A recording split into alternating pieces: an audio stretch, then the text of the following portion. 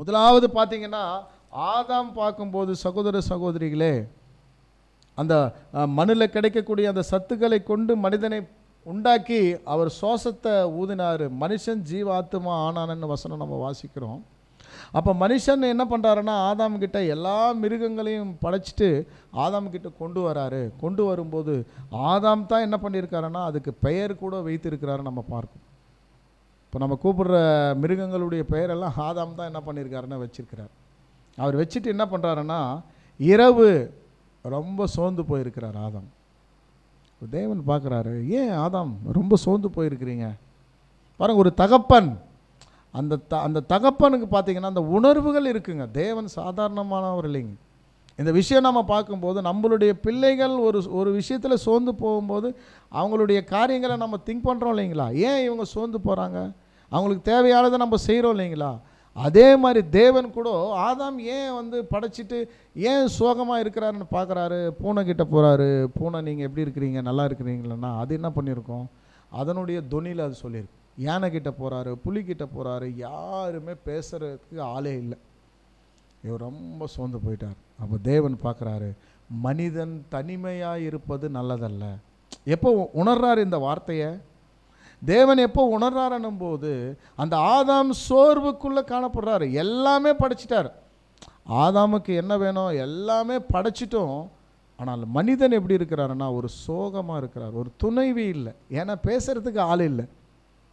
பாருங்க, ஃபோன் வருது, நம்ம அலோன்னு சொல்கிறாங்க அவங்க, நாம் அலோன்னு சொல்லாமல் நாமளே பேசிகிட்டு இருந்தால் எப்படி இருக்குங்க, அது கட் பண்ணிவிடுவோம் இல்லைங்களா ஃபோனு. அந்த மாதிரி சகோதர சகோதரிகளை இங்கே நம்ம பார்க்கும்போது இது ரொம்ப ரொம்ப ஒரு முக்கியமான ஒரு விஷயம் நம்ம கவனிக்கிறோம். அப்போது மனிதன் தனிமையாக இருப்பது நல்லதல்லன்னு சொல்லிட்டு ஆதாமுக்கு என்ன பண்ணுறாருன்னா ஆழ்ந்த நித்திரை அங்கே வர வைக்கிறார்.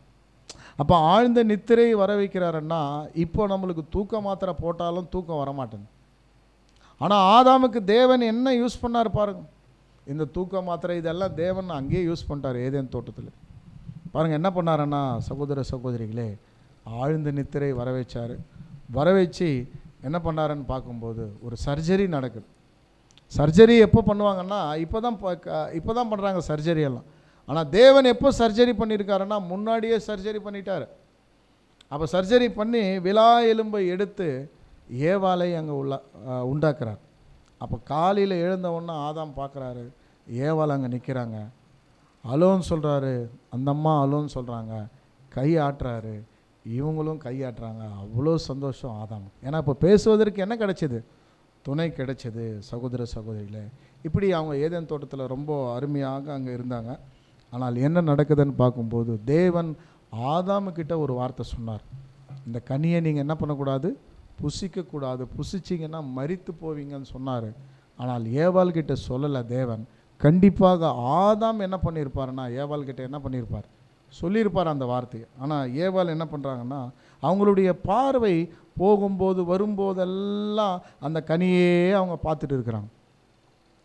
சகோதர சகோதரி, இது ரொம்ப ஆழமான ஒரு விஷயம். என்னன்னா இங்கே முதல் நம்ம ஒரு பாவம் செய்கிறோம் என்றால் அந்த பாவத்தை நம்ம எடுத்த உடனே நம்ம செய்ய முடியாது. அப்போ ஏவாள் கூட என்ன பண்ணியிருக்காருன்னா அவங்க போகும்போது வரும்போதெல்லாம் அந்த செடியே பார்த்துட்டு இருக்கிற, அந்த கனியே பார்த்துட்டு இருக்கிறாங்க அவங்க. ஏன் இது மட்டும் ஒரு வித்தியாசமாக இருக்குது, ஆதாம் சொல்லியிருப்பார், அந்த மரத்துக்கிட்ட நீங்கள் போவாங்க, அந்த கனியை நீங்கள் சாப்பிடக்கூடாது, தேவன் சொல்லியிருக்கிறார். அப்போ என்ன பண்ணுறாங்கன்னா அந்த அம்மா அது பார்த்து பார்த்து பார்த்து கண்கள் மூலமாக பார்த்து பார்த்து அது இருதயத்தின் அளவு கொண்டு வருவாங்க. பாருங்கள், அந்த இருதயத்தின் அளவு வந்ததுனால தான் இப்போ ஏவாள் என்ன பண்ணுறாங்கன்னா சகோதர சகோதரியில் அது ப்ராக்டிக்கலாக செய்ய ஆரம்பிக்கிறோம். கண்களினுடைய இச்சை முதல் நம்ம பாவம் செய்கிறோன்னா உடனே நம்ம செய்ய முடியாது பாவம். அது முதல்ல கண்களால் நம்ம பார்ப்போம், பார்த்து பார்த்து அதை ருசி பண்ணி பண்ணி பண்ணி அதையே பார்க்க பார்க்க பார்க்க பார்க்க அது என்ன ஆகிடும்னா நம்மளுடைய இருதயத்துக்குள்ளே வந்துடும். இருதயத்துக்குள்ளே வரும்போது ஈஸியாக நம்ம பாவம் பண்ணிட்டு போயிடும். அதனால தான் பார்த்தீங்கன்னா பெரிய பெரிய விளம்பரங்கள்லாம் கூட நீங்கள் பார்த்தீங்கன்னா பெரிய பெரிய நடிகைகள் எல்லாம் நடிகர்களை கூட பார்த்து என்ன பண்ணுவாங்கன்னா அவங்க செலக்ட் பண்ணுவாங்க. ஏன்னா முதல்ல அது பார்வை அப்படி இருக்கும். நம்மளுக்கு இந்த உலகத்திலே நீங்கள் எடுத்துங்க, நம்மளை இழுக்கக்கூடிய ஒவ்வொரு பாவங்கள் எப்படி இருக்குன்னா ஒரு ரொம்ப ரொம்ப ஒரு பிரபலமாக இருக்கும். ஸோ இதுதான் ஏவாள் கிட்ட நம்ம பார்க்கணும். அந்த ஏவாள் என்ன பண்ணுறாங்கன்னா, அது புசிப்பதற்கு இன்பமும் பார்ப்பதற்கு அவ்வளோ சந்தோஷமாக இருந்துச்சான் ஏவாளுக்கு. ஸோ இது ரொம்ப முக்கியம் சகோதர சகோதரிகளே. இந்த வகையில் நம்ம பார்க்கும்போது ஆதாம் ஒரு இடத்துல ரவுண்டு போயிருக்கிறாரு, ரவுண்ட்ஸ் வாக்கிங் மாதிரி போயிருக்கிறார். இப்போ ஏவாள் என்ன பண்ணுறாங்கன்னா, அங்கே வராங்க. அந்த மரத்து கீழே நிற்கும்போது சாத்தான் அவனுடைய தந்திரமாக யாரை பயன்படுத்துகிறாருன்னாங்க, பாருங்கள் சகோதர சகோதரிகளே, ஒரு சர்பத்தை அவர் அங்கே பயன்படுத்துகிறார். அந்த சர்பத்தை அவர் பயன்படுத்தும் போது சகோதர சகோதரிகளே ரொம்ப முக்கியம், இந்த சர்பம் அவர்கிட்ட பேசியிருக்குமா? நம்ம கொஞ்சம் தியானம் பண்ணலாம். இந்த சர்பம் அவர்கிட்ட பேசியிருக்குமான்னு பார்க்கும்போது அது பேசியிருப்பதற்கு வாய்ப்பு அல்ல. மாறாக அங்கே என்ன நடந்திருக்கோன்னா சகோதர சகோதரிகளே, ப்ராக்டிக்கலாக அந்த அம்மா அந்த சர்பம் செஞ்சு காட்டியிருக்கலாம். இந்த கனியை புசிந்த உடனே அந்த சர்பத்துக்கு ஒன்றும் ஆகலான்றது யார் பார்த்துருப்பாங்கன்னா, ஒருவேளை ஏவாள் பார்த்துருக்கலாம். இது எல்லாமே வேதாகமத்தில் இல்லை. தயவு செய்து நீங்கள் உடனே நீங்கள் ஒரு முடிவுக்கு வந்துடுறாங்க, ஏன் பிரதர் இப்படியெல்லாம் பேசிட்டாருன்னு. ஸோ இது நம்ம ஒரு தேவன் நம்மளுக்கு அந்த ஆவி கொடுத்துருக்குறாரு. ஒருவேளை நாமளும் ஸ்டடி பண்ணலாம், என்னவா இருந்திருக்கோங்கன்னு பார்க்கும்போது சகோதர சகோதரிகளே, ஒருவேளை இது ப்ராக்டிக்கலாக நடந்திருக்கலாம். நிறைய பேருக்கு பார்த்திங்கன்னா நம்ம செய்கைகளை காட்டியதனுடைய ஒரு விஷயத்தை காட்டிலும் அது ப்ராக்டிக்கலாக காட்டுறது பார்த்திங்கன்னா அது ரொம்ப வித்தியாசமாக இருக்கும். நம்ம பேசுகிறத விட ப்ராக்டிக்கலாக காமிச்சா அது ரொம்ப ஆழமாக பதியும். அதே மாதிரி தான் இந்த ஏவாளுக்குள்ளே ஒரு ஆழமாக சாத்தான் என்ன பண்ணுறாருன்னா பதிவு பண்ணுறாரு. இந்த கனியை புசிக்கும் நாளில் நீங்கள் சாக மாட்டீங்கன்னு சொல்லிட்டு என்ன பண்ணுறாருன்னா அவர் பதிவு பண்ணுறார்.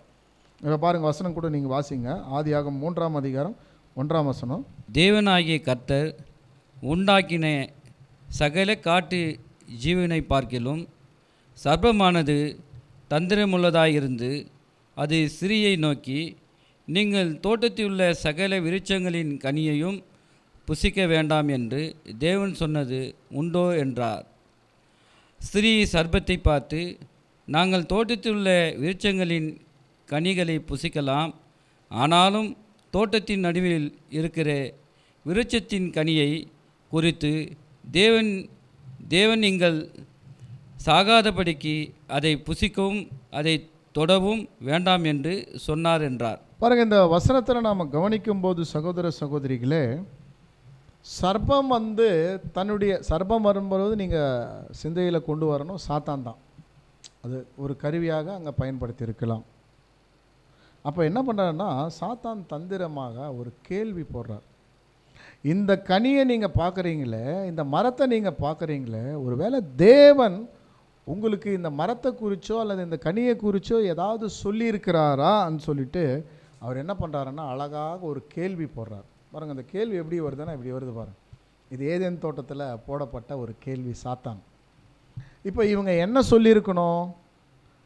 ஆமாம், தேவன் என்ன சொன்னாருன்னா இந்த கனியை புசிக்கக்கூடாதுன்னு சொல்லியிருக்கணும்.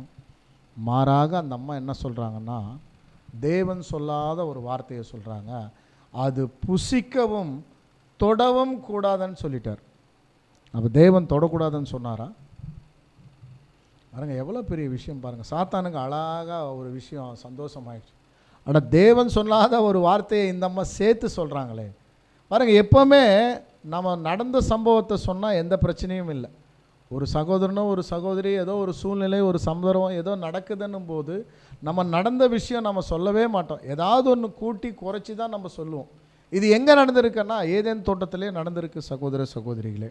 ஸோ அது நம்ம பார்க்குறோம்.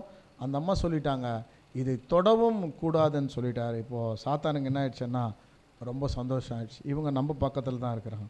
அவங்கள வஞ்சித்து அந்த கனியை என்ன பண்ணுறாங்கன்னா புசிக்க சொல்கிறாங்க. ஸோ சகோதர சகோதரிகளே, இந்த பாடத்தை கவனிக்கும்போது இதெல்லாம் நம்ம எதற்காக பார்த்துருக்குறோம் மறுபடியும் ரிவிஷன் பண்ணுறேன் நான்.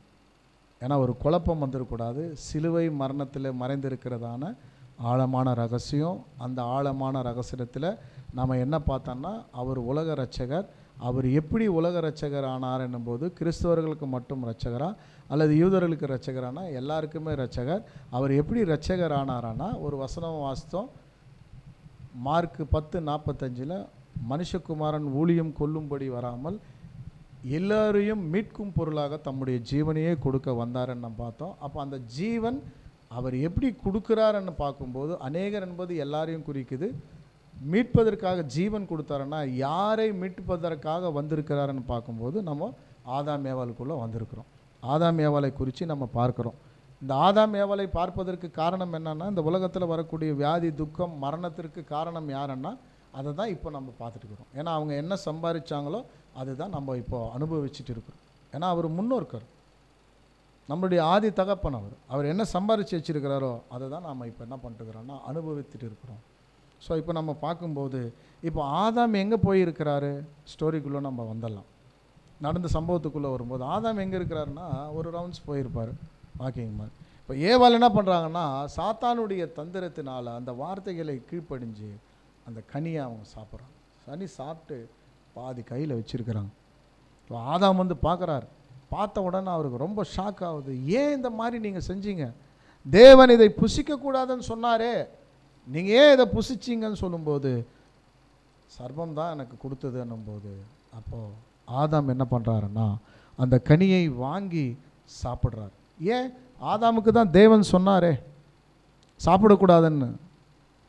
ஏன் அவர் சாப்பிட்டாருன்னு பார்க்கும்போது அந்த கனியை அந்த பாதி சாப்பிட்ருக்குறாங்க ஏவாள். இப்போ ஆதாம் கிட்ட கொடுக்கும்போது அந்த பாதி ஆதாம் திரும்பி பார்த்தாருன்னா எல்லாம் மிருகங்கள் தான், யாரும் அவர் கூட பேசுகிறதுக்கு இல்லை. ஏவாளுக்கு என்ன நடக்குமோ தெரியாது அவருக்கு. ஏன்னா மரணம் என்னதுன்றதே தெரியாது இது வரலாம். இவங்க 2 பேர் தான் பிறந்திருக்கிறாங்க. ஆனால் ஆதாம் ஏதோ ஒரு டேஞ்சருக்குள்ளே போகிறாங்க. ரைட், அவங்களுக்கு என்ன பனிஷ்மெண்ட் தேவன் கொடுக்குறாரோ அதையும் நாம் ஏற்றுக்கொள்ளலாம்னு சொல்லிட்டு என்ன பண்ணுறாருன்னா அந்த கனியை வாங்கி சாப்பிட்றது நம்ம பார்க்குறோம். சகோதர சகோதரி, இது எதை குறிக்குதுன்னா ஒருத்தருக்காக ஒருத்தர் எங்கன்னா மறிக்கிறாங்க இல்லைங்களா? இப்போது ஒருத்தரை வந்து ரொம்ப விரும்புகிறாங்க, அவங்க கிடைக்கலன்னும் போது மறிக்கிறாங்க இல்லைங்களா? இந்த விஷயம் கூட எங்கேருந்து வந்ததுன்னா ஏதேன் தோட்டத்தில் தான் வந்தது. பாருங்கள், ஏதேன் தோட்டத்துக்குள்ளே போகும்போது எவ்வளோ விஷயம் பாருங்கள். ஆழ்ந்த நித்திரை வர வைச்சது, தூக்க மாத்திரை கொடுத்தது, அப்புறம் அதுக்கு ஆப்ரேஷன் பண்ணது, சர்ஜரி பண்ணது, அப்புறம் பார்த்திங்கன்னா ஒருவர் மேலே ஒருத்தர் குற்றம் சொல்கிறது, அப்புறம் நீங்கள் பார்த்தீங்கன்னா அவங்க தேர்ந்தெடுக்கக்கூடிய இடம் பார்த்திங்கன்னா ஏதேன் தோட்டம் ஒரு பார்க்கு மாதிரி. இப்போ கூட நம்மளுடைய நிறைய பேர் விரும்பக்கூடியவர்கள் செல்லக்கூடிய இடம் கூட ஒரு பார்க்கு தான். ஏதேன் தோட்டத்துக்குள்ளே போனால் எவ்வளோ விஷயம் இருக்குது பாருங்கள். அப்புறம் நம்ம பார்த்திங்கன்னா இவங்க என்ன செய்கிறாங்கன்னா ஒரு முயற்சி செய்கிறார் ஆதாம். என்னென்னா ஒரு தற்கொலை. ஆதாம் எனக்கூடிய ஒரு ஸ்திரீக்காக தன்னையும் அவர் தற்கொலை செய்து கொள்கிறாருங்க. ஸோ இந்த சம்பவங்களும் இங்கே நடக்குதுன்னா இது எல்லாமே எங்கே இருக்குன்னா ஏதேன் தோட்டத்தில் நடந்த சம்பவங்கள் தான் நம்ம பார்க்குறோம். சகோதர சகோதரியில் வசனம் நம்ம வாசிக்கும்போது 1 தீமோத்தேயு 2ஆம் அதிகாரம் 14ஆம் வசனத்தில் நம்ம வாசிக்கும்போது, மேலும் ஆதாம் வஞ்சிக்கப்படவில்லை, ஸ்திரீயானவளே வஞ்சிக்கப்பட்டு மீறுதலுக்கு உட்பட்டால். பார்த்தீங்களா? அப்போ அவங்க மீறுதலுக்கு உட்பட்டிருக்கிறாங்கன்னா என்ன காரணம் பார்த்தீங்கன்னா சகோதர சகோதரிகளே, ஆதாம் வஞ்சிக்கப்படலை, ஸ்திரீயானவளே வஞ்சிக்கப்பட்டு மீறுதலுக்கு உட்பட்டால். அப்போது அவங்க அந்த கனியை 2 பேருமே புசிக்கிறாங்க. இப்போ தேவன் அங்கே ஏதேன் தோட்டத்துக்கு வந்து அவங்க என்ன செய்கிறாங்கன்னா அந்த கனியை புசித்த உடனே ஒரு ஆடை அடித்து அந்த தோல் மாதிரி அந்த இலைகளை, ஆடு மற்றும் அந்த தோலில் வந்து என்ன பண்ணுறாங்கன்னா ஒரு ஆடை மாதிரி அவங்க செஞ்சுருக்கிறாங்க. அப்போ தேவன் வந்து கேட்குறாரு, ஏன் உங்களுக்கு இந்த மாதிரி நீங்கள் பண்ணிட்டீங்க, நாங்கள் புசிக்கக்கூடாதுன்ற கனியை நீ ஏன் புசித்தாயன்னு சொல்லும்போது அப்போ ஏவாள் சொல்கிறாங்க, நான் புசிக்கலை, இந்த சர்ப்பம் தான் என்னை புசிச்சு சென்றார். அப்புறம் ஆதாம் கிட்ட கேட்குறாரு, ஏன் நீங்கள் இந்த கனியை புசிச்சிங்க? நான் புசிக்கலை, நீங்கள் கொடுத்த ஸ்திரீ தான் புசிச்சு. பாருங்கள், இந்த கோல் மூற்றக்கூடிய விஷயங்கள் கூட எங்கே நடந்திருக்குன்னா ஏதேன் தோட்டத்தில் தான் நடந்திருக்குது. உண்மையிலே ரொம்ப ஆச்சரியமாக இருக்குது. இத்தனை விஷயங்கள் பாருங்கள். ஒருத்தர் பாவம் செஞ்சிட்டாருன்னா நான் பாவம் செஞ்சேன்னு சொல்கிறது இல்லை, இல்லை அவர் செஞ்சார், அவர் தான் என்னை செய்ய வச்சார் நம்ம சொல்கிறோம் இல்லைங்களா? இது எங்கே நடந்திருக்குன்னா முதல்ல ஏதேன் தோட்டத்தில் நடந்திருக்கு. அப்போ தேவன் என்ன பண்ணுறாருன்னா அவர்களை ஏதேன் தோட்டத்தை விட்டு வெளியே அனுப்புகிறார். அப்போ அந்த வெளியே இவர்கள் வரும்போது தன் மீது என்ன சுமந்துட்டு வராங்கன்னா மரணம். பாருங்கள், ரொம்ப முக்கியம் பாருங்கள் சகோதர சகோதரிகளே. இந்த பாடம் நம்ம எதுக்கு பார்க்குறோன்னா இந்த வியாதி, துக்கம், மறுபடியும் அதே வார்த்தையை நான் ரிப்பீட் பண்ணுறேன். ஏன் ரிப்பீட் பண்ணுறேன்னா நீங்கள் கேட்கலாம், அதை நம்ம புரிகிறதுக்காகத்தான் நான் மறுபடியும் ஒரே விஷயத்தை கூட நம்ம சொல்கிறோம். அப்போ அவங்க என்ன சுமந்துட்டு வராங்க தன் மீது ஏதேன் தோட்டத்தை விட்டு வரும்போதுன்னா பாவத்தின் சம்பளம் மரணம், கீழ்ப்படியாமை பாவம். அது எங்கே நம்ம வாசிக்கிறோம்? 2 யோவான் 3:4 வாசிக்கிறோம். இந்த பாவம் எப்படி வருதுன்னா கீழ்ப்படியாமை பாவம் வருது. இந்த பாவத்திற்கு தண்டனை தான் மரணம். அதான் ரோமர் 6:23 வருது, பாவத்தின் சம்பளம் மரணம். பாதம் இது எப்படி வந்தது? கீழ்ப்படியாமைனால பாவம் வந்தது. பாவத்தின் சம்பளம் மரணம். பார்த்தீங்களா? இது இப்போ யாருக்கு வந்திருக்குதுன்னு பார்த்தீங்கன்னா ஆதாம் ஏவாள். அப்போ ஏதேன் தோட்டத்தை விட்டு இவர்கள் வெளியில் வரும்போது எதை சுமர்ந்து கொண்டு வராங்கன்னா தன் மீது தண்டனை, மரண தண்டனை. இனி ஆதாம் ஏவாளுக்கு மரணம் தான். சரி, நம்ம ஒரு கேள்வி கேட்கலாம், ஏன் இவங்க கனியை புசிச்சாங்களே? ஏதேன் தோட்டத்திலே விட்டுருக்கலாம் இல்லைங்களா? ஏதேன் தோட்டத்தும் பூமியில் தான் இருக்குது. அப்போ பூமியிலே இவர்களை அந்த தோட்டத்தில் விட்டுருக்கலாம் இல்லையான்னும் போது அவங்க 2 பேரை வெளியே தள்ளிட்டு எப்போ கீழ்ப்படியாமை பாவம் செஞ்சிட்டாங்களோ ஏதேன் தோட்டத்தை விட்டு தேவன் அவர்களை வெளியே அனுப்பிட்டார். வெளியே அனுப்பி தூதர்களை என்ன பண்ணாருன்னா காவல் வச்சுட்டார். அங்கே உள்ள யாரும் வரக்கூடாது. ஏன், என்ன காரணம் பார்த்தீங்கன்னா சகோதர சகோதரிகளே, அங்கே ஜீவ விருட்சத்தின் கனி இருக்குது. இவங்க பாவம் செஞ்சிட்டாங்க, மறுபடியும் போய் ஜீவ விருட்சத்தினுடைய கனியை புசிச்சாங்கன்னா இவங்களுக்கு மரணமே வராது. இவங்க செஞ்ச பாவம் என்னன்னு அவங்க புரிஞ்சுக்கணும் இல்லைங்களா? அதனால தான் அவர்களை ஏதேன் தோட்டத்தை விட்டு தேவன் என்ன பண்ணுறாருன்னா வெளியே அனுப்புகிறார். அவ்வளோ பெரிய விஷயம் பாருங்கள். ஏதேன் தோட்டத்திலே வைக்காமல் அவர்களை அனுப்புவதற்கு காரணம் என்னன்னா அங்கே ஜீவ விருட்சத்தின் கனி இருக்குது. மறுபடியும் போய் அந்த விருட்சத்தின் கனியை புசிச்சாங்கன்னா அவங்களுக்கு மரணமே வராது. ஸோ அப்போ ஒரு விஷயம், ஒரு கன்க்ளூஷனுக்குள்ளே நம்ம வரும்போது, இப்போது ஏதேன் தோட்டத்தை விட்டு இவங்க வராங்க, மரணம், வியாதி, இப்போ என்ன ஆயிடுச்சு பார்த்தீங்கன்னா பிரவேசிக்க ஆரம்பிச்சிடுச்சு. இவர் பூமியை பண்படுத்த துவங்கினார் ஆதாம். பாருங்கள், வேர்வை சிந்த ஆரம்பிச்சிட்டாரு. ஏதேன் தோட்டத்தில் இருக்கிற வரலாம் இந்த பிரச்சனையே இல்லை. ஏதேன் தோட்டத்தில் இருக்கிற வரலாம் ஆதாம் ஏவாளுக்கு இப்போ நம்ம யதார்த்தமாக சொல்லும்போது அரிசி பிரச்சனையோ எண்ணெய் பிரச்சனையோ தக்காளியோ வெங்காயம் எந்த பிரச்சனையும் இல்லை. ரொம்ப சந்தோஷமாக இருந்தாங்க ஏதேன் தோட்டத்தில் இருக்கிற வரலாம். தேவனுடைய வார்த்தை கீழ்ப்படுகிற வரலாம் அவங்க போய் எதுவுமே செய்ய வேணாம், இயற்கையாகவே எல்லாம் கிடைச்சிது. பாருங்கள், என்ன கிடைச்சிது? இயற்கை உணவு தான் சாப்பிட்ருந்தாங்க. சமைச்ச உணவே இல்லை அவங்களுக்கு, எல்லாம் இயற்கை உணவு தான். என்ன இயற்கை உணவு? ஃப்ரூட்ஸ் தான் நம்ம பார்க்குறோம். ஒருத்தர் வியாதிஸ்தராக இருக்கிறாருன்னா, ஹாஸ்பிட்டலில் இருக்கிறாருன்னா நம்ம என்ன தான் அவங்களுக்கு கொண்டு போவோம்? ஃப்ரூட்ஸ் தான் நம்ம என்ன பண்ணணும், கொண்டு போவோம். ஏன்?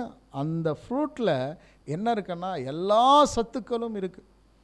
அப்போ ஏதேன் தோட்டத்தில் ஆதாம் ஏவாள் நம்ம பார்க்குறோம் சகோதர சகோதரிகளே. அவங்க என்ன பண்ணாங்கன்னா தேவன் இயற்கையான உணவு அவர்கள் அறிந்து கொண்டிருந்தாங்க. ஒரு பழம் சாப்பிட்டாவே அதை இன்றைக்கி ஃபுல்லாக பசியை எடுக்காதான், அந்த மாதிரி இருந்துச்சிங்களா அந்த பழம்லாம்.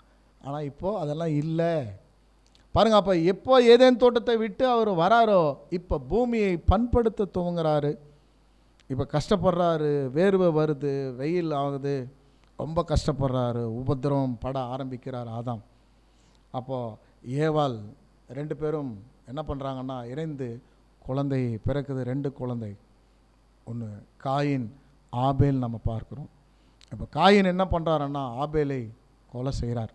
ஸோ இது ஒரு பாடம் ரொம்ப பெருசுன்றதுனால நம்ம இன்னும் கொஞ்சம் ஷார்ட்டாக நம்ம முடிச்சிக்கலாம். அப்போது என்ன பண்ணுறாருன்னா ஆபேல் தேவனுக்காக நல்ல பலி செலுத்தும் போது காயின் என்ன பண்ணுறாருன்னா அந்த பலியை தேவன் ஆபேலில் அங்கீகரித்த உடனே காயின் கோவம் ஆபேலை என்ன பண்ணுறாருன்னா கொலை பண்ணிடுறார். கொலை பண்ண உடனே அவர் ஓடிடுறாரு.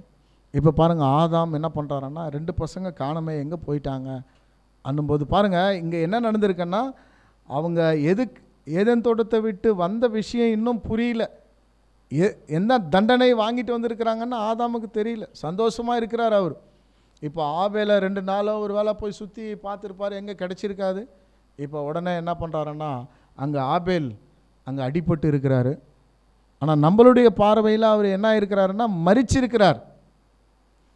ஆனால் ஆதாமுடைய பார்வையில் அவர் ஏதோ காயப்பட்டிருக்கிறாருன்னு சொல்லிட்டு அவரை எழுப்பியிருப்பார், அவர் எழுந்திருக்க மாட்டார். ஸோ அப்புறம் அவரை எடுத்துகிட்டு என்ன பண்ணுறோன்னா வீட்டுக்கு போயிட்டு காயங்களெல்லாம் தொடச்சிட்டு சரி ஒரு நாள் பார்த்துருப்பார். 2வது நாள் அந்த ஆபேலுடைய சரீரத்துக்குள்ளே அந்த புழுக்கள் எல்லாம் வெளியில் வரும்போது தான் உணர்ந்திருப்பார் மரணம் என்றால் இதுதானான்ட்டு. பாருங்கள், இந்த கனியை புசிக்கும் நாள்லே நீ சாகவே சாவாயன்னு சொன்னார். கனியை புசித்தது ஆதாம் தான், ஆனால் மரித்தது யாருன்னா ஆபேல். ஏன்? அந்த மரண தண்டனை என்னன்னு ஆதாம் புரிஞ்சிக்கணும் இல்லைங்களா? ஆதாம் மரித்து போயிட்டு இருந்தாருன்னா அவருக்கு தெரியாது. நம்ம ஏன் கனியை புசித்தோம், இது தண்டனை என்ன, விளைவு என்ன, இதெல்லாம் தெரியாமல் போயிட்டுருக்கோம். இப்போ மரணம் அங்கே சம்பவிக்கும் போது ஆபேலை அவர் பார்க்கும்போது தான் தெரியுது, தேவன் சொன்னார் இல்லையா, அந்த கனியை புசிக்கும் நாளிலே சாகுவேன். அப்போ மரணம் என்றால் இதுதானான்னு எப்போ புரிஞ்சிருப்பாருன்னா ஆதாம் ஆபேலுடைய மரணத்தை பார்த்து தான் புரிஞ்சிருப்பார். எவ்வளோ வேதனை இருந்திருக்கும் பாருங்கள். ஆதாம் தன் கண் முன்னாடியே மரிச்சிருக்கிறாரு. அந்த புழுக்கள் எல்லாம் வந்து சரீரத்தை சாப்பிடும்போது தான் அவர் உணர்ந்திருப்பார், மரணம் என்றால் இதுதானா. பாருங்கள், இப்போ என்ன ஆகுதுன்னா அவர் மூலமாக அந்த மரணம் அப்படியே கொஞ்சம் கொஞ்சமாக இந்த உலகத்துக்கு வருது. அப்புறம் பார்த்திங்கன்னா அவர்கள் உணவு பழக்கங்கள் மாற்றங்கள் ஆயிடுச்சு, சிந்தனையில் பார்த்திங்கன்னா வேறு மாற்றங்கள் ஆயிடுச்சு. பார்த்திங்கன்னா மனுஷன் என்ன ஆகிட்டான்னா தாறுமாறாக போயிட்டார். பாவம் பார்த்திங்கன்னா ஃபுல்லாக பெருகிடுச்சு. இதற்கு காரணம் என்ன, யார் அன்னு பார்க்கும்போது சகோதர சகோதரிகளே, அதான் நம்ம வாசித்தோம் இல்லைங்களா, முதல்ல ரோமர் 5:12 இப்படியாக ஒரே மனுஷனுடைய கீழ்ப்படியாமையினாலே யார், ஆதாம், பாவத்தினாலே மரணம் உலகத்திலே பிரவேசித்தது போல. பார்த்தீங்களா என்ன அருமையாக சொல்கிறார் பாருங்க பவுல். இப்படியாக ஒரே மனுஷனோட எப்படியாக ஆதாம் செய்த பாவத்தின் மூலமாக பாவத்தினாலே மரணம் உலகத்திலே பிரவேசித்தது போல நாம் எல்லோரும் பாவம் செய்தபடியால் எல்லோருக்கும் மரணம் வந்தது. நாம் எப்போ பாவம் செஞ்சோம்? நாம் பாவம் செய்யவே இல்லையே அன்னு பார்க்கும்போது சகோதர சகோதரிகளே, இங்கே தான் நம்ம பார்க்குறோம், நாம் யாருக்குள்ளே வந்திருக்கிறோன்னா ஆதாமுக்குள்ளே நம்ம வந்ததுனால அவருக்கு என்ன தண்டனையோ அதே தண்டனை தான் நமக்கு கூடும். நாம் பாவம் செய்யலை, ஆனால் ஆதி தகப்பனாகிய ஆதாம் என்ன பண்ணியிருக்காருன்னா அந்த பாவத்தை செய்திருக்கிறார். சகோதர சகோதரிகளே, இப்போது மரணம், துக்கம், வியாதி எல்லாம் இதற்கு காரணம் நம்ம எங்கே பார்க்குறோன்னா அவருடைய கீழ்ப்படியாமையினால தான். ஆதாமினுடைய கீழ்ப்படியாமையினால தான் இந்த உலகத்துக்கு பாவம் வந்தது, அதன் மூலமாக மரணம் வந்தது கூட நம்ம பார்க்குறோம். அப்போ யாருக்கு வந்ததுன்னா இந்த உலகத்தில் எல்லாருக்குமே வந்தது. பாருங்கள், தாவீது கூட சொல்லும்போது அருமையாக சொல்லுவார். சங்கீதம் எடுத்துக்கலாம், சங்கீதம் 51:5 கூட நம்ம வாசிக்கலாம். இதோ நான் துர்க்குணத்தில் உருவானேன், என் தாய் என்னை பாவத்தில் கர்ப்பம் தரித்தாள். பார்த்தீங்களா, இதோ நான் துர்க்குணத்தில் உருவானேன், என் தாய் என்னை பாவத்தில் கர்ப்பம் தரித்தாள். பார்த்தீங்களா சகோதர சகோதரிகளே, இது யாரை பற்றி பேசிட்டு இருக்கிறாருன்னா தாவீது நம்ம பார்க்குறோம். துர்க்குணத்திலே உருவானது யாரை பற்றி சொல்கிறாருன்னா ஆதாமை பற்றி சொல்கிறார். ஆதாம் மற்றும் ஏவாள், என் தாய் என்னை பாவத்திலே கர்ப்பம் தரித்தார். எந்த தாய்? என் தாய் இல்லைங்க. தப்பாக நம்ம அண்டர்ஸ்டாண்ட் பண்ணிக்கிறோம். வசனங்கள் எல்லாம் நம்ம அந்த இந்த இந்த சப்ஜெக்டோடு நீங்கள் வந்தீங்கன்னா இந்த வசனத்தினுடைய அர்த்தங்கள் எல்லாம் புரியும். நீங்கள் தனித்தனியாக பேசுனீங்கன்னா நம்முடைய தாயன்னு சொல்லுங்கள். நம்முடைய தாய்க்கும் பாவக்கும் என்னங்க சம்பந்தம்? இது ஆதாம் ஏவாளை பற்றி சொல்கிறார். என் தாய், எந்த தாய்? ஏவாளை குறிக்கிறாங்க. ஏவாள் என்னை பாவத்திலே கர்ப்பம் தரித்தாள். பார்த்தீங்களா, அவங்க பாவத்தினால தான் மனுஷன் உருவாகிறார். ஆபேல் நம்ம பார்க்குறோம், காயின் நம்ம பார்க்கும்போது ஒருவேளை அந்த கனியை அவர்கள் சாப்பிடாமல் இருந்திருந்தாங்கன்னா அந்த பாவத்தில் அவங்க உருவாகி இருக்க மாட்டாங்க. இப்போ அந்த பாவம் செஞ்சதுனால குழந்தை உருவாகும் போது இங்கே என்ன ஆயிடுதுன்னா அவர் உருவாகும் போதே பாவத்தில் தான் என் தாய் என்னை பாவத்திலே கர்ப்பம் தரித்தார். ஏவாளை பற்றி அவர் அங்கே சொல்லிட்டு இருக்கிறார். சகோதர சகோதரி, ஸோ இதை இன்னும் ப்ராக்டிக்கலாக பிரதர் இது எப்படி நம்ம புரிஞ்சிக்கலாம்? ஏன்னா எல்லாமே நம்ம வசனங்கள் கொஞ்சம் கடுமையாக இருக்கிறதுனால எல்லாமே நம்ம ப்ராக்டிக்கலாக நம்ம பேச ஆரம்பிக்கணும். ஸோ இந்த கர்ப்பம் தரித்து அந்த பிள்ளைகள் கர்ப்பம் தரிக்கும் போதே பாவத்தினால் பிறந்தது ஒரு ப்ராக்டிக்கலாக சொல்லுங்கள் பிரதர்ன்னு சொல்லும்போது நம்ம பார்த்தீங்கன்னா இந்த குழந்தையை பெருக்கும்போது ஹாஸ்பிட்டலில் நீங்கள் பார்த்தீங்கன்னா சில குழந்தைகள் பார்த்தீங்கன்னா அந்த உணர்வே இருக்காது, சைலண்ட்டாக இருக்கும். அப்போ அந்த சைலண்ட்டாக இருக்கும்போது தட்டுவாங்க டாக்டர்ஸ், நர்ஸ் எல்லாம் நீங்கள் பார்த்தீங்கன்னா தட்டி அவங்கள கிள்ளி இதெல்லாம் பண்ணுவோம். அப்படி பண்ணும்போது அந்த குழந்தை என்ன பண்ணோம், ரியாக்ஷன் பண்ணோம், அழ ஆரம்பிக்கும். இப்போ அந்த அழ ஆரம்பிக்கும் போது நாம் என்ன புரிந்து கொள்ளலாம் சகோதர சகோதரிகளே என்றால், அவங்க நம்மளுக்கு என்ன கற்றுக் கொடுக்குறாங்கன்னா, அந்த குழந்தைக்கு அவங்க என்ன கற்றுக் கொடுக்குறாங்கன்னா ஒரு உணர்வு. கிள்றாங்க பாருங்கள், அந்த கிள்ளுவது எதை குறிக்குதுன்னா அந்த குழந்தைக்கு சொல்கிறாங்க, நீங்கள் இப்பயே பழகிடுங்க.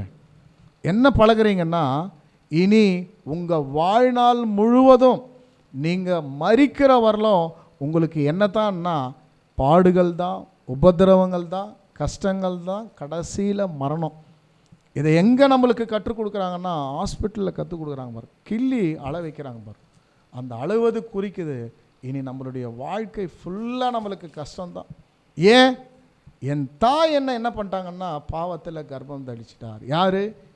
ஏவாள். நம்ம பார்க்கிறோம். அதுக்கு தான் வசனம் வாசிக்கிறோம். லூக்கா 9ஆம் அதிகாரம் 60ஆம் வசனத்தில் வாசிக்கும்போது மரித்தோர் தங்களை மரித்தோர் அடக்கம் பண்ணட்டும். அதன் கர்த்தர் சொல்கிறாரு. எவ்வளோ அருமையான வசனம் பாருங்கள். இதை இஸ்லாமிய சகோதரர்கள் தவறாக புரிஞ்சிருக்கிறாங்க. மரித்தோர் தங்களை மரித்தோர் அடக்கம் பண்ணட்டோன்னா செத்து போனவங்க யாராவது வந்து செத்து போனவங்களை வந்து அடக்கம் பண்ண முடியுமா? இது கேலிக்குள்ளாக்குறாங்க இந்த வார்த்தையை.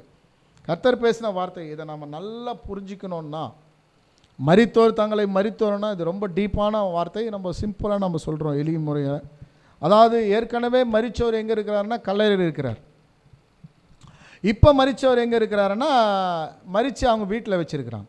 அப்போ மரித்தோரை வந்து அடக்கம் பண்ண முடியுமா? ஏற்கனவே மரித்து கல்லறையில் இருக்கிறவர் வந்து இப்போ மரித்தவரை கொண்டு போய் அடக்கம் பண்ண முடியுமா? இதனுடைய அர்த்தம் என்னன்னு நம்ம பார்க்கும்போது சகோதர சகோதரிகளே, நாம் வாழக்கூடிய உரிமையை இழந்தவர்களாக இருக்கிறோம். ஒரு பாவத்தில் இருக்கும்போது ஆதாம் ஏவாள் எப்போ பாவம் செஞ்சாங்களோ நம்ம வாழக்கூடிய உரிமையை இழந்தவர்களாக நம்ம இருக்கிறோம். அதுதான் பாவத்தில் கர்ப்பம் தழித்தது. அப்போ இந்த உலகத்தில் இருக்கக்கூடியவர் எல்லாருமே உயிரோடு இருந்தாலும் அவர்கள் வாழக்கூடிய உரிமையை இழந்தவர்கள். பாருங்கள் சொல்கிறோம். நம்ம உலகத்தில் பார்த்திங்கன்னா சிறைச்சாலையில் பார்த்தீங்கன்னா மரண தண்டனை கைதி சொல்லுவாங்க. ஸோ நாமளும் யாருன்னா மரண தண்டனை கைதிகள் தான். அவங்களும் அதே தான், நாமளும் அப்படி தான். ஏன்னா அவங்களுக்கு வந்து நாள் வந்துடுச்சு. இந்த நாளில் அவங்களுக்கு வந்து தூக்கு தண்டனை போட போகிறாங்க. இன்னும் நம்மளுக்கு நாள் வரல, அவ்வளோதான். நான் சேம் 2 பேரும் நாமளும் ஒன்று தான். அவரும் ஒன்று தான், நம்மளும் ஒன்று தான். அவருக்கு டேட் வந்துடுச்சு, மரிப்பதற்கான அந்த டேட்டு.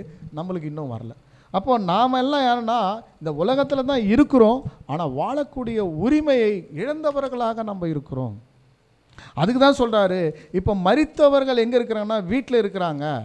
இந்த உலகத்தில் மரித்தவர்கள் எல்லாருமே எங்கே வருவாங்கன்னா அந்த வீட்டுக்கு வருவாங்க.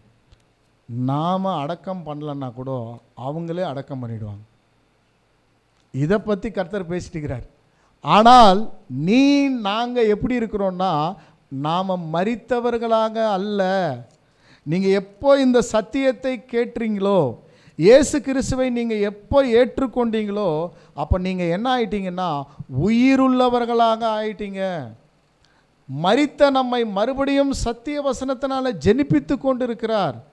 நீங்கள் நான் பாவத்திற்கு மரித்து இயேசு கிறிஸ்துவை ஏற்றுக்கொண்டதுனால மறுபடியும் நாம் உயிர் தெழுந்திருக்கிறோம். இப்போ நாம் என்ன செய்யணும்னா தேவனுடைய ஊழியம்தான் நம்மளுக்கு பிரதானமாக இருக்கணும். இப்போ மரித்தோர் போது ஏற்கனவே மரித்தவர் கல்லறையில் இருக்கிறாரு. இப்போ மரித்தவர் எங்கே இருக்கிறாருன்னா அந்த வீட்டில் இருக்கிறாரு. ஆனால் வர்றவங்க எல்லாருமே என்ன பண்ணுவாங்கன்னா அவங்கள கொண்டு போய் அடக்கம் பண்ணிவிடுவார். ஆனால் நீங்கள் எப்படி இருக்கீங்கன்னா ஜீவன் உள்ளவர்களாக நீங்கள் இருக்கிறீங்க. அப்போ தேவனுடைய ஊழியம் நாம் செய்யணும். ஸோ ரொம்ப அருமையான ஒரு வசனம். இது எதற்காக சொல்கிறாருன்னா மரித்ததை குறித்ததான அந்த விஷயம் சொல்கிறார். ஸோ இன்னும் ஒரு ஆழமான விஷயங்கள் இருக்குது. தேவனுக்கு சித்தமானால் இனி வரக்கூடிய காலத்தில் கூட நம்ம பார்க்கலாம். இப்போ நம்ம என்ன பண்ணலான்னா இதுதான் தீர்வா? அப்போ உலகத்தில் மனுஷன் பிறக்கிறாரு, பாவத்தில் வாழ்கிறாரு. ஏன் பாவத்தில் அவர் செய்கிறாருன்றதே அவருக்கு தெரியாது. இப்போ ஒருத்தர் குடிக்காரர் இருக்கிறாருன்னா அவர் ஏன் குடிக்கிறாருன்னு அவருக்கு தெரியாது. இதெல்லாம் என்ன காரணம் பார்க்கும்போது நம்ம தான் இதை பார்த்துட்டு வரோம் சகோதர சகோதரிகளே. இதுதான் முடிவா? உலகத்தில் மனுஷன் மரிக்கிறாரு, பாவத்தில் இருக்கிறாரு, ரொம்ப கஷ்டப்படுறாரு, உபதிரம் போகிறாரு, மரித்து போகிறார், அவ்வளோதானே அவருடைய வாழ்க்கை. இதுக்கு ஒரு தீர்வே இல்லையா அன்னும்போது இதுக்கு தீர்வு இருக்குது. இந்த தீர்வை யார் கொண்டு வர முடியும்னா யார் மனுஷனை படைச்சாரோ அவர் தான் தீர்வு கொடுக்கணும். உங்களால் என்னால் என்ன பண்ண முடியாதுன்னா தீர்வு கொடுக்க முடியாது சகோதர சகோதரிகளே. அப்போ இந்த தீர்வை கொடுக்கணுன்னா தேவன் தான் கொடுக்கணும். அதுக்கு வசனத்தில் நம்ம பார்க்குறோம் சகோதர சகோதரிகளே. இதற்கு தீர்வு நம்ம பார்க்கும்போது யாத்திராகமம் 21ஆம் அதிகாரம் 23, 25 வாசிக்கலாம். வேறே சேதம் உண்டானால் ஜீவனுக்கு ஜீவன், கண்ணுக்கு கண், பல்லுக்கு பல், கைக்கு கை, காலுக்கு கால், குருட்டுக்கு குருடு, காயத்துக்கு காயம், தழும்பலுக்கு தழும்பு பழி கொடுக்க வேண்டும். பாருங்க, இங்கே சொல்கிறாரு நியாயப்பிரமாணம் தேவன் கொடுக்குறாரு. இப்போ இந்த ஜனங்கள்லாம் மரிச்சிட்டே இருக்கிறாங்க. இந்த மரிச்சிட்டு இருக்கும்போது தேவன் ஒரு ஜனங்களை தெரிஞ்சுக்கிறாரு. அந்த ஜனங்கள் யாருன்னா இஸ்ரேல் ஜனங்கள், தங்களுடைய சொந்த ஜனங்கள். அந்த சொந்த ஜனங்களுக்கு ஒரு பிரமாணம் கொடுக்குறாரு நியாயப்பிரமாணத்தில். வேறே சேதம் உண்டானால், இப்போ என்ன சேதம் உண்டாயிடுச்சு? ஏதேன் தோட்டத்தில் ஆதாம் ஏவாள் ஒரு பாவம் செஞ்சிட்டாங்க. அதான் சொல்கிறாரு, வேறே சேதம் உண்டானால் கண்ணுக்கு கண், பல்லுக்கு பல், காதுக்கு காது, சூட்டுக்கு சூடு, ஜீவனுக்கு ஜீவன். பிடிச்சிட்டிங்க பாருங்க பாயிண்ட். இப்போ நம்ம பிடிச்சிட்டோம். என்ன நம்ம பார்க்குறோன்னா, இயேசு கிறிஸ்து மீட்கும் பொருளாக தன்னுடைய ஜீவனையே கொடுத்தார் இல்லைங்களா? இங்கே வராரு ஒரு அருமையான வசனம். வேறே சேதம் ஆயிடுச்சு. இப்போது ஆதாம் ஏவாள் பாவம் செஞ்சிட்டாங்க, அதனுடைய விளைவு மரணம்.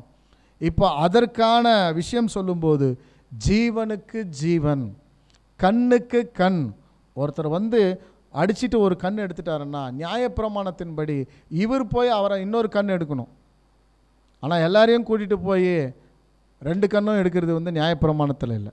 கண்ணுக்கு கண், சூட்டுக்கு சூடு, ஜீவனுக்கு ஜீவன். அப்போ யாருடைய ஜீவன் போயிடுச்சு? ஆதாமினுடைய ஜீவன் போயிடுச்சு. மாறாக அதற்கு நாம் என்ன செய்யணும்னா இன்னொரு ஜீவன் கொடுக்கணும். அப்படி ஜீவன் கொடுத்தோன்னா எல்லாருக்குமே உயிர் தெழுதல். ஆதாம் மூலமாக எல்லாம் மரிச்சிட்டே இருக்கிறாங்க. அந்த மனுகுலத்தை ரட்சிக்கணும்னா தேவன் சொல்கிறாரு நியாயப்பிரமாணம், கண்ணுக்கு கண், நம்ம பார்த்தபடி ஜீவனுக்கு ஜீவன். இப்போ ஆதாமுக்காக நாம் ஜீவன் கொடுக்க முடியுமா இந்த உலகத்தில் யாராவது? பார்த்தீங்கன்னா சங்கீதம் 49:7 நாமளே வாசிக்கிறோம். ஒருவனாவது தன் சகோதரன் அழிவை காணாமல் இனி என்றென்றுக்கும் உயிரோடு இருக்கும்படி எவ்விதத்தினாலும் அவனை மீட்டு கொள்ளவும் அவன் நிமித்தம் மீட்கும் பொருள் தேவனுக்கு கொடுக்க கூடாதே. பார்த்தீங்களா? மீட்கும் பொருள் நம்ம வார்த்தை இல்லைங்களா?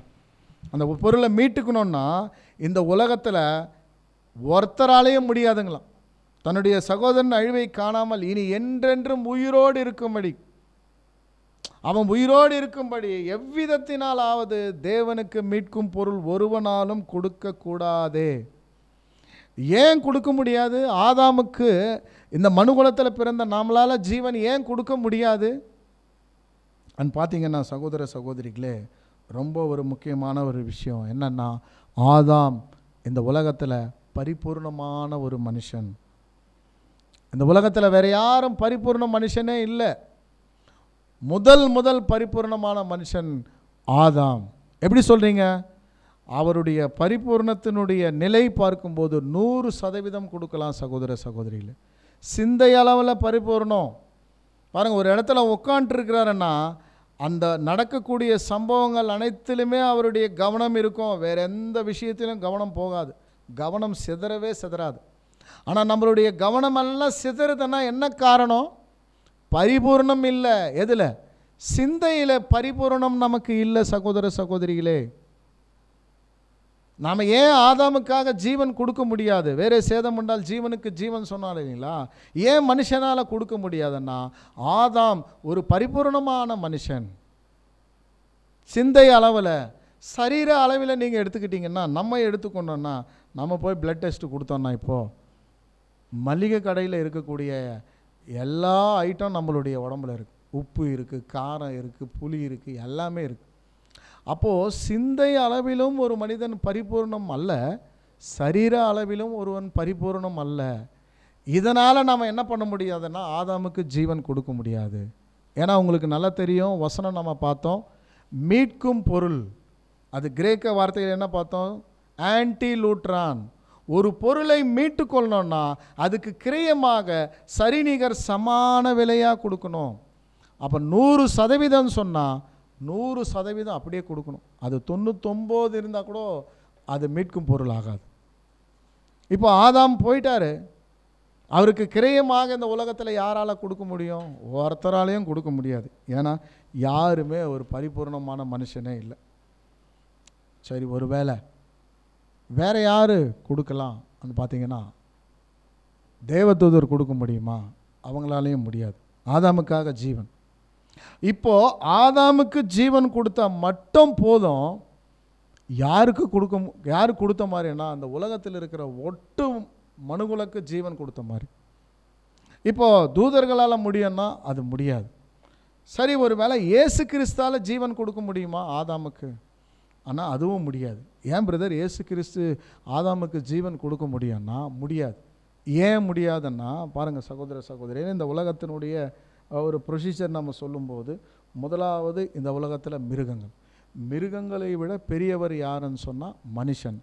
மனுஷனை விட பெரியவர் யாருன்னா கர்த்தர். மனுஷர்களுடைய பெரியவர் யாருன்னா தேவதூதர்கள். தேவதூதர்களை பெரியவர் யாருன்னா இயேசு கிறிஸ்து. இப்போ நம்ம பார்க்குறோம் ஆன்டி லூட்ரான், சரிநிகர் சமான விலை நம்ம சொல்லும்போது சகோதர சகோதரிகளே 100%னா 100%.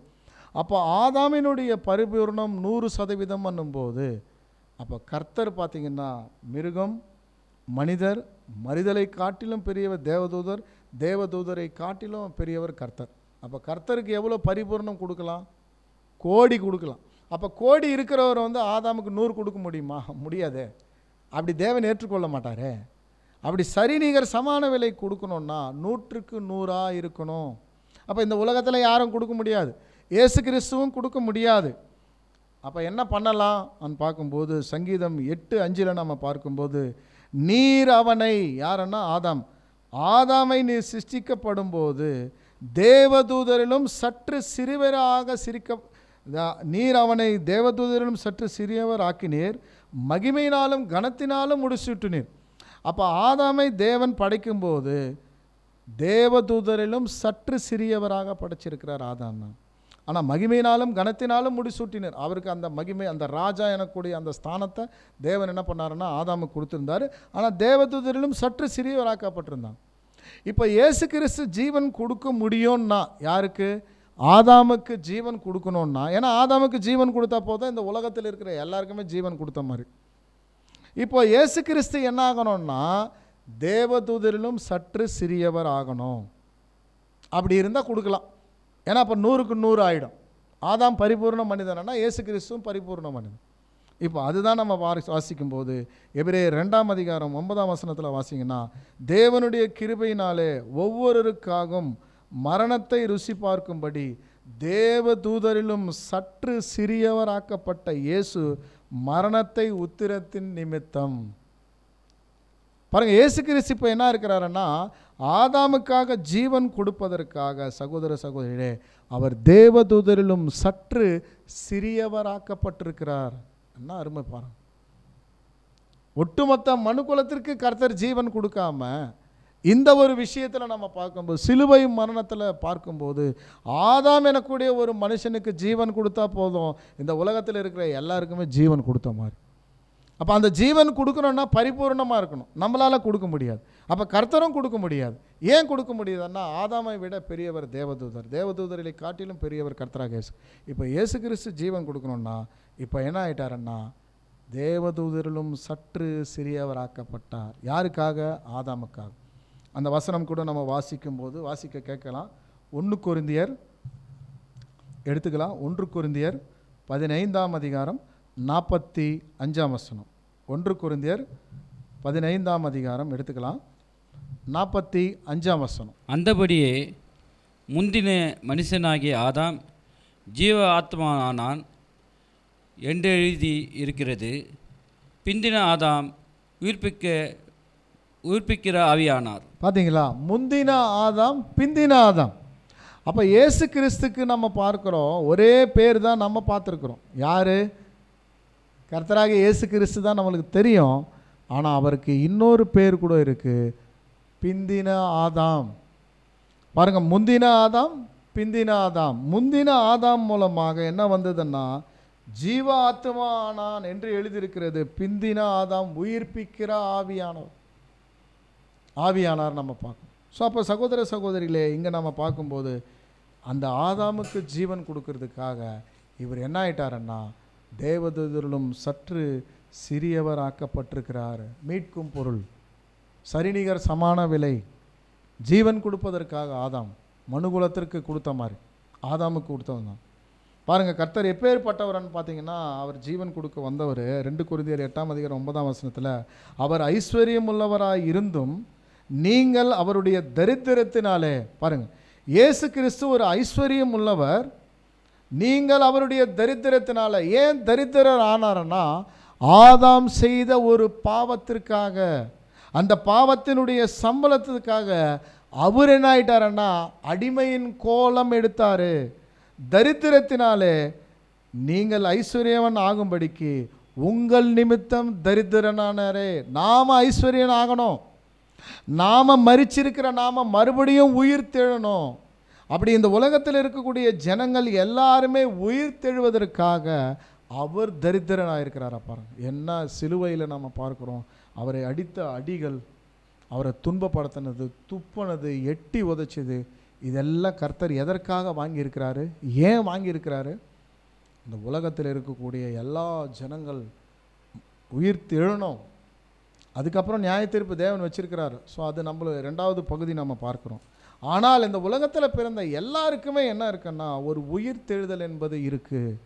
ஏன்னா அவருடைய ஜீவன் யாருக்கு கொடுத்துருக்காருன்னா ஆதாமுக்கு கொடுத்துருக்கிறாரு. சகோதர சகோதரிகளே, இப்போ ஆதாமுக்கு கொடுத்துருக்கிறாருன்னா கர்த்தருடைய நிலை கொஞ்சம் நீங்கள் யோசித்து பாருங்கள். என்ன நம்ம பார்க்கலாமன்னா சகோதர சகோதரிகளே, இந்த உலகத்தில் நமக்கு பிடிக்காத ஒரு பூச்சி என்னன்னா கற்பாம்பூச்சி தான். இந்த கற்பாம்பூச்சியை பார்த்தீங்கன்னா நம்ம எவ்வளோ துரத்தினாலும் மறுபடியும் வந்து நம்மளே ஒரு ரவுண்ட் அடிச்சுட்டு போவோம். இந்த கற்பாம்பூச்சி பார்த்தீங்கன்னா ஒரு தப்பு பண்ணதுனால எல்லா கற்பாம்பூச்சியும் மறிச்சிட்டே இருக்குது.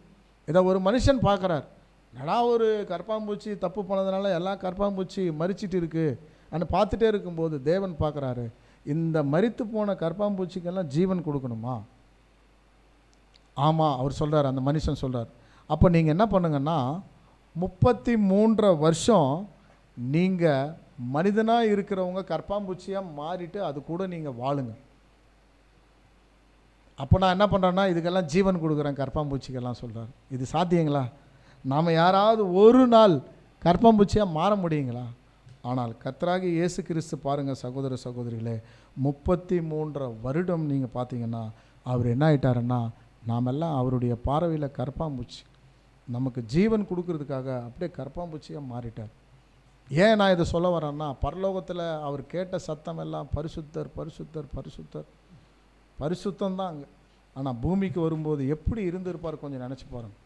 அவருடைய சூழ்நிலை எப்படி இருந்திருக்கும்? உணவு பழக்கமாகட்டும், மற்ற விஷயங்களாகட்டும், இதெல்லாம் கர்த்தருக்கு எவ்வளோ கடினமாக இருந்திருக்கும் பாருங்கள். உடை சம்பந்தப்பட்ட விஷயமா இருக்கட்டும், பிரயாணம் பண்ணக்கூடிய விஷயங்கள் பாருங்கள், இதெல்லாம் ஒரு வித்தியாசம்தான். எப்படி கொடுக்க முடியும்? அவர் எப்படி இருந்திருக்க முடியும்? ஒரு சிட்டியில் நம்ம வாழ்ந்துட்டு கிராமத்துக்குள்ளே போயிட்டோன்னா ஒரு 2 மணி நேரம் நம்மளால் இருக்க முடியல.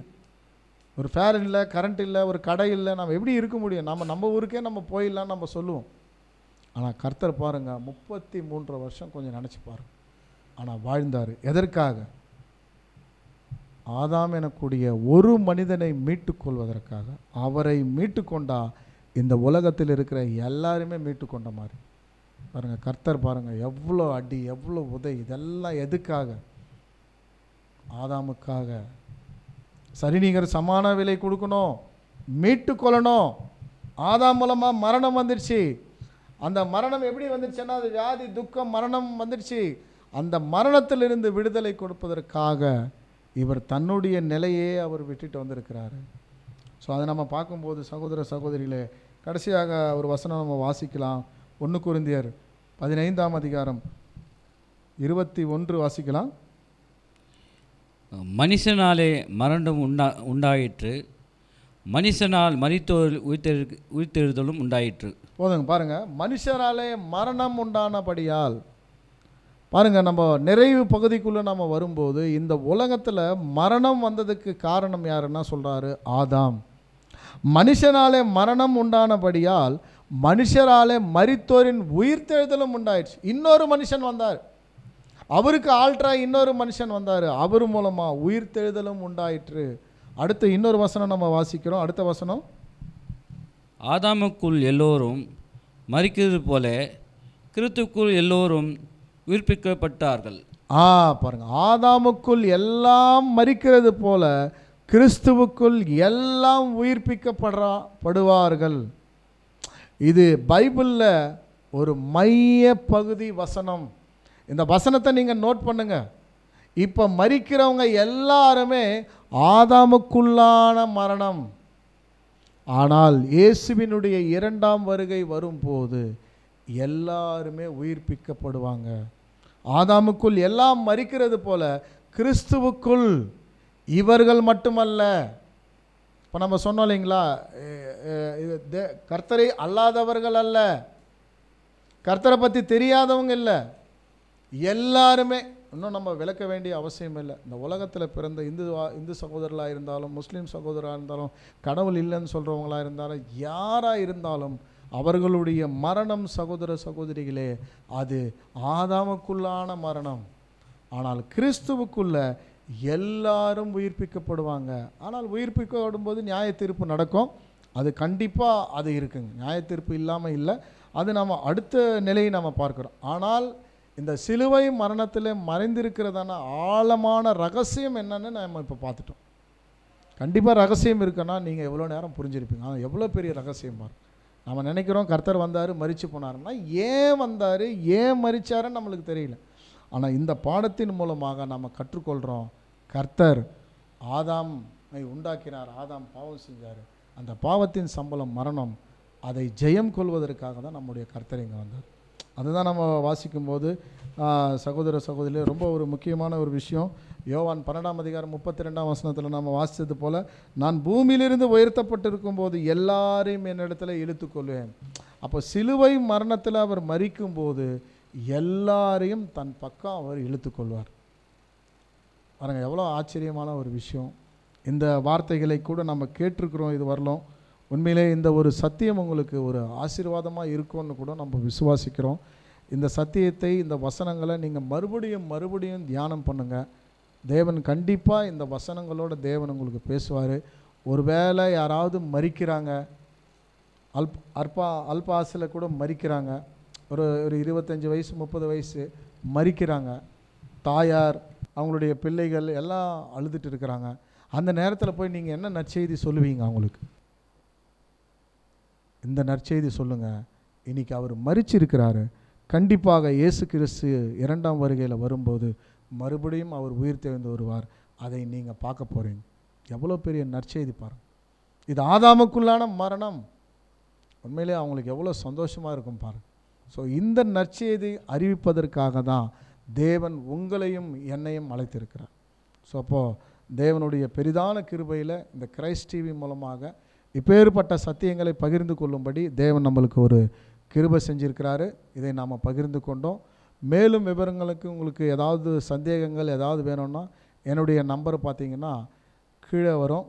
அதை நீங்கள் பார்த்துட்டு கூட என்னிடத்துல கூட நீங்கள் தொடர்பு கொள்ளலாம். சந்தேகங்கள் ஏதாவது இருந்துச்சுன்னா மறுபடியும் பார்த்தீங்கன்னா இந்த டிவியினுடைய உதவிகளுக்காக உங்களுக்கு தனிப்பட்ட முறையில் ஏதாவது ஏவுதல் இருந்தால் அதில் ஸ்லைட்டில் அந்த நம்பர்ஸ் வரும். அதில் நீங்கள் கான்டாக்ட் பண்ணி உங்களுடைய உதவிகளை நீங்கள் செய்யலாம். பொறுமையோடு கேட்ட அனைவருமே தேவன் தாமே ஆசீர்வதிப்பாராக. ஆமென்.